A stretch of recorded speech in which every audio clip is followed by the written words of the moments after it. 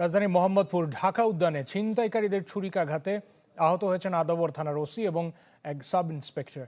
এ সময় পুলিশের পাল্টা গুলিতে আহত হয় দুই ছিনতাইকারী, আটক করা হয় 4 জনকে। মঙ্গলবার সকাল 10:40 আদাবরের শেখেরটেক এলাকার একটি বিকাশ এজেন্টের দোকানে চাপাতি হাতে কয়েকজন যুবক। কিছু বুঝে ওঠার আগেই এজেন্ট শফিকুল ইসলামের হাতে কোপ, এরপর নগদ টাকা ও মোবাইল ফোন ছিনতাই। অভিযোগ পাওয়ার পর ছিনতাইকারীদের ধরতে ঢাকা উদ্যানের তুরাগ হাউজিংয়ে অভিযান চালায় আদাবর থানা পুলিশ, যায় ডেল্টা নামে একটি পোশাক কারখানার পেছনের গলিতে। সেখানে একটি ঘরে আচমকা পুলিশ সদস্যদের ওপর দুর্বৃত্তরা ধারালো অস্ত্র নিয়ে চড়াও হয়। পুলিশও আত্মরক্ষায় গুলি চালায়। এ সময় পুলিশের 2 জন ও 2 সন্দেহভাজন ছিনতাইকারী আহত হয়। আমাকে দেখি ওরা চাপাতি দিয়ে কোপ শুরু করে, তখন আমি হাত দিয়ে ঠেকাই ওদেরকে। আমি আমার এক হাতে পিস্তল ছিল, তো পিস্তল আমার রেডি করাই ছিল, কারণ যেহেতু আমি ছিনতাইকারী ধরতে যাচ্ছি বা অভিযান করতেছি, ওই প্রস্তুতি আমার ছিল আর কি। তো আমি সাথে সাথে গুলি না করলে আমার বাঁচার কোনো সম্ভাবনা ছিল না।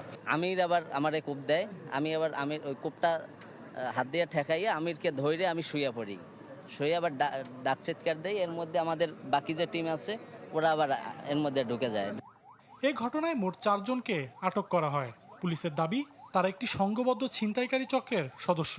ডিএমপি কমিশনার জানান, মোহাম্মদপুর থানায় পুলিশের বাড়তি মনোযোগ আছে। চাঁদাবাজ ছিনতাইকারীদের ধরতে অব্যাহত আছে অভিযান। এবং যেখানে যতটুকু ন্যূনতম বল প্রয়োগ করার প্রয়োজন সেটা আমরা করছি।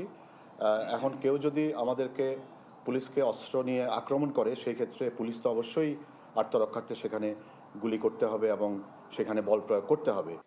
স্থানীয়দের অভিযোগ, কবজি কাটা নামে পরিচিত একটি কিশোর গ্যাং দীর্ঘদিন ধরে আদাবর, মোহাম্মদপুর ঢাকা উদ্যান, শ্যামলী হাউজিং ও আশপাশের এলাকায় ছিনতাই, চাঁদাবাজি এবং দখলবাজির সঙ্গে জড়িত। ঘটনায় আটক ব্যক্তিরাই ওই চক্রের সদস্য কিনা তা তদন্ত করে দেখছে পুলিশ। সজল সাইক, চ্যানেল 24, ঢাকা।